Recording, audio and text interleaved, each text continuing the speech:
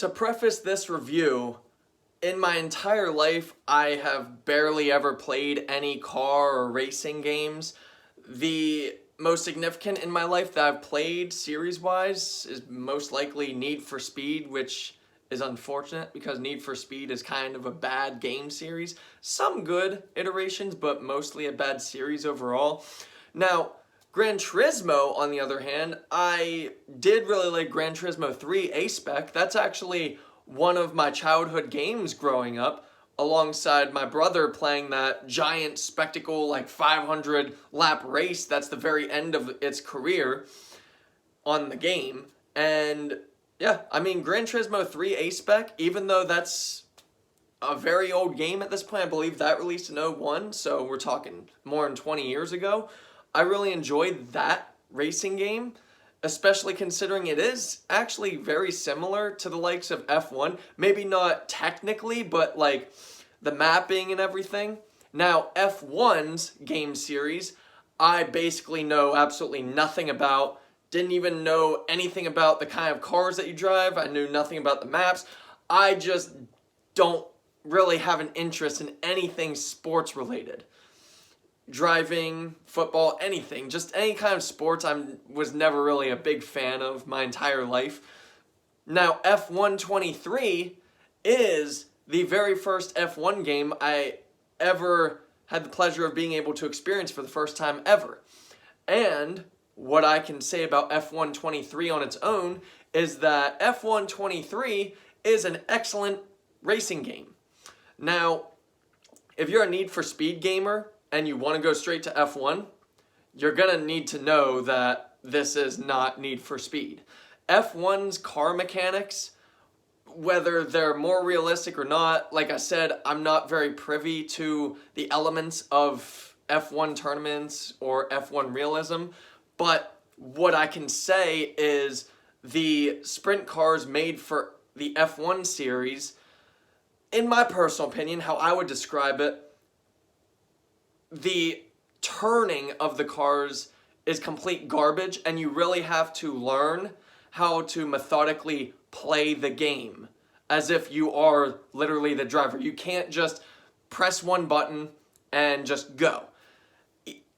Especially at the turns, you have to be in the game, playing the game. You have to be there, actually focusing on the game. That's one giant thing I did love about F1 23. I fully felt immersed while playing F1 23, and I honestly did not expect that from a car or racing game.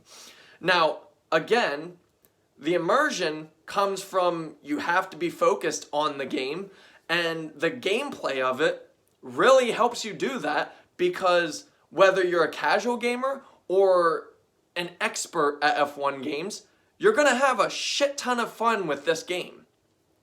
I am a very casual newbie when it comes to any kind of car racing simulator, and especially that from the likes of F1's game series. And I thoroughly enjoyed my time playing through F1 23. Honestly, I even especially loved and enjoyed my time playing through the story mode, Breaking Point.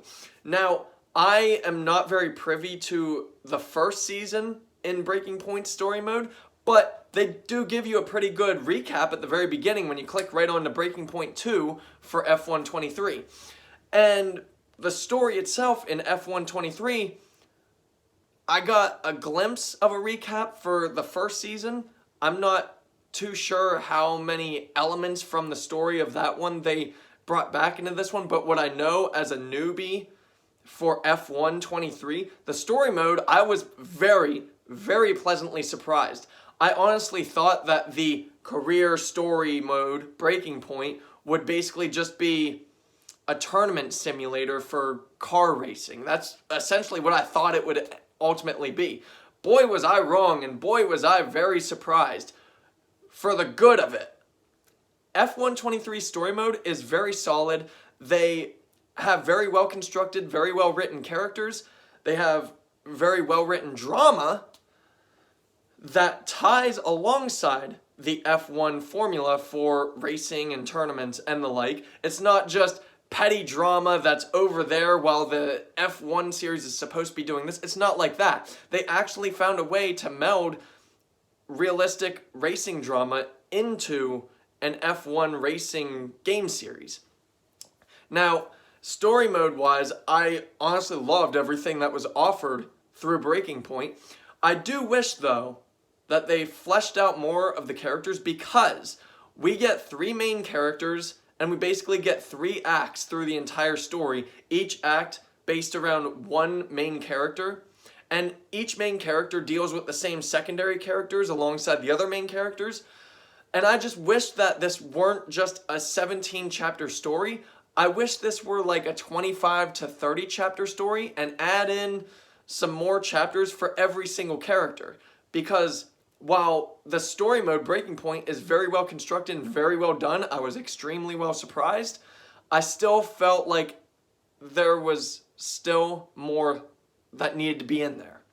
Character-wise, character development-wise, writing-wise, story-wise. I think it's very solid for what we're given. I think it's really well done, but it still has some flaws.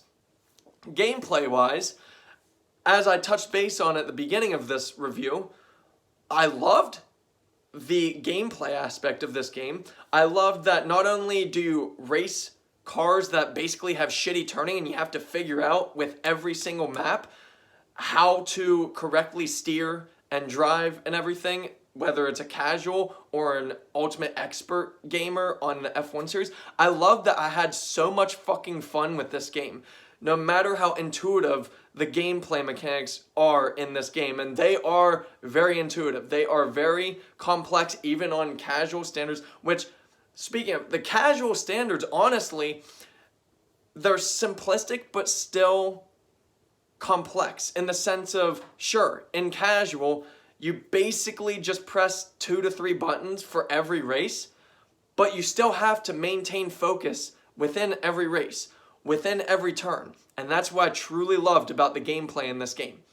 Now, alongside the story mode, alongside the racing aspect, we also got interviews and we had meetings and everything with the press as well as our team. We would have office meetings. We would have office meetings that would end in like screaming matches and the like. And I was really delightfully surprised at how all of this was melded together. It all was contained inside of an F1 type story. It wasn't each character gets shown off them at their home, sitting on their couch. It wasn't anything like that. Every single aspect of F1's gameplay and story revolves around the racing tournaments and the racing team, Connor Sport. And that's what I truly loved about the story and the gameplay. Now, the audio for the game is wonderful. You get to hear, even see bits and pieces, things, sparks flying up from tires. You get to hear the impact of cars. You get to hear the tires. All of the gameplay audio and visuals are very on par for a PS5 racing game. What I didn't like about the audio was the EA soundtrack. I just didn't really care for EA's score. Most of it, if not damn near all of it, I probably didn't hear all of the soundtrack, but I didn't care for any of the techno pop music that they kept playing over and over.